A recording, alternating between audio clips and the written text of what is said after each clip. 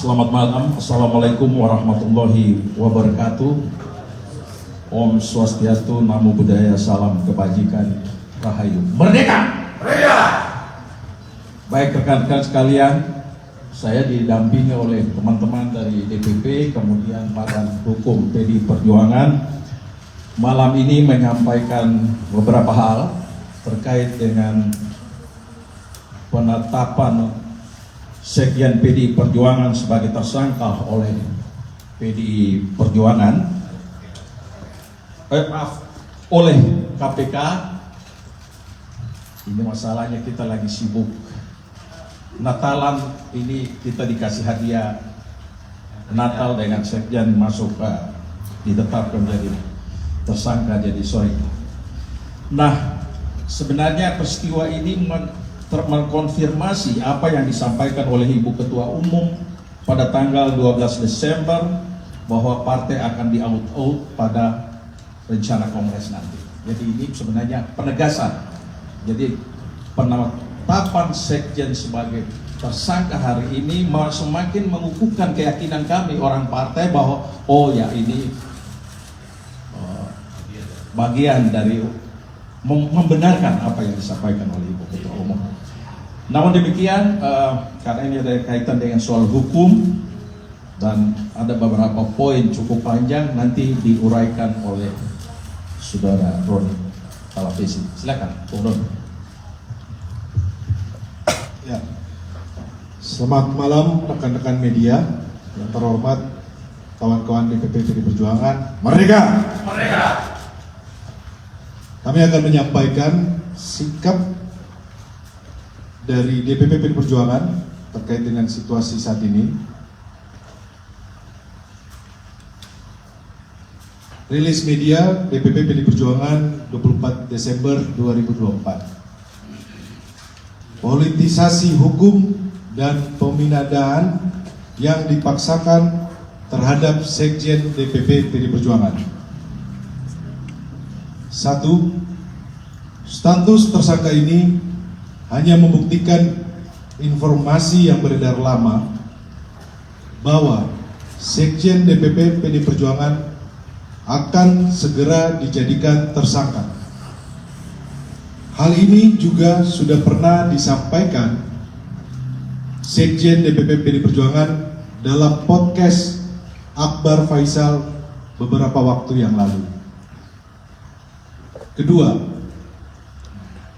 kalau kita cermati lagi, pemanggilan Sekjen DPP PDI Perjuangan ini dimulai ketika beliau bersuara kritis terkait kontroversi di Mahkamah Konstitusi tahun 2023 akhir.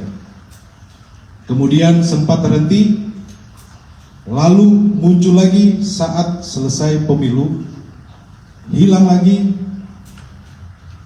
Kami menduga memang kasus ini lebih terlihat seperti teror terhadap Sekjen DPP PDI Perjuangan. Dan keseluruhan proses ini sangat kental aroma politisasi hukum dan kriminalisasi. Beberapa indikasi yang dapat dilihat antara lain: pertama, adanya upaya pembentukan opini publik yang terus-menerus mengangkat isu Harun Masiku, baik melalui aksi-aksi demo di KPK maupun narasi sistematis di media sosial yang patut dicurigai dimobilisasi oleh pihak-pihak tertentu yang berkepentingan. Kedua, adanya upaya pembunuhan karakter terhadap Sekjen DPP PDI Perjuangan melalui framing dan narasi yang menyerang pribadi. Ketiga, pembocoran surat pemberitahuan dimulainya penyidikan atau SPDP yang bersifat rahasia kepada media massa publik sebelum surat tersebut diterima yang bersangkutan. Kami menduga ini adalah upaya cipta kondisi untuk mendapatkan simpati publik. Semua dapat dilihat dan dinilai oleh publik. Ketiga, kasus suap Harun Masiku telah bersifat inkrah atau disebut berkekuatan hukum tetap, dan para terdakwa bahkan sudah menyelesaikan masa hukuman. Seluruh proses persidangan mulai dari pengadilan tipikor hingga kasasi tidak ada satupun bukti yang mengkaitkan Sekjen DPP PD Perjuangan dengan kasus suap Wahyu Setiawan.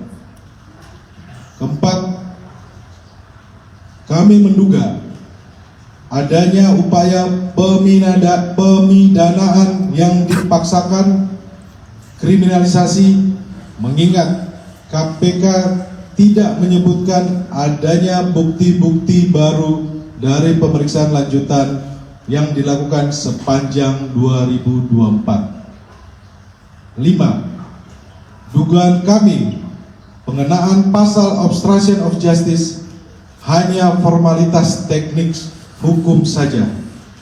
Alasan sesungguhnya dari menjadikan Sekjen DPP PD Perjuangan sebagai tersangka adalah motif politik, terutama karena Sekjen DPP PD Perjuangan tegas menyatakan sikap-sikap politik partai menentang upaya-upaya yang merusak demokrasi, konstitusi, juga terhadap cawe-cawe penyalahgunaan kekuasaan atau abuse of power di penghujung kekuasaan mantan Presiden Joko Widodo.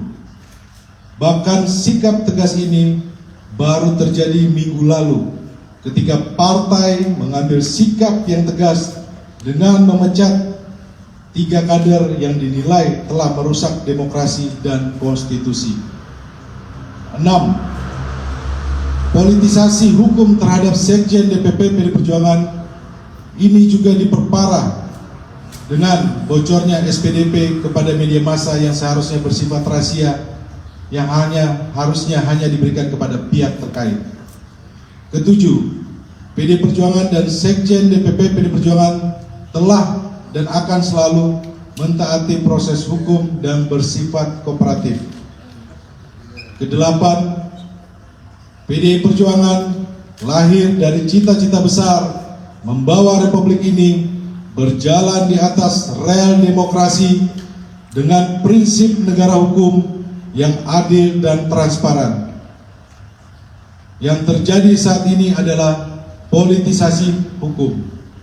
9. Penetapan Sekjen DPP PD Perjuangan ini mengkonfirmasi keterangan Ketua Umum PDI Perjuangan Ibu Megawati Soekarno Putri pada tanggal 12 Desember 2024 bahwa PDI Perjuangan akan diaut-aut atau diacak-acak menjelang Kongres ke-6 PDI Perjuangan.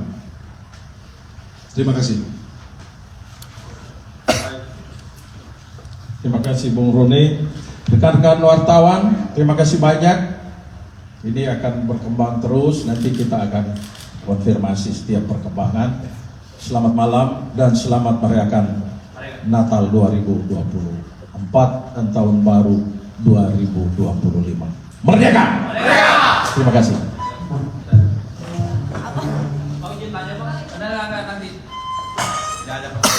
Tidak ada tanya jawab.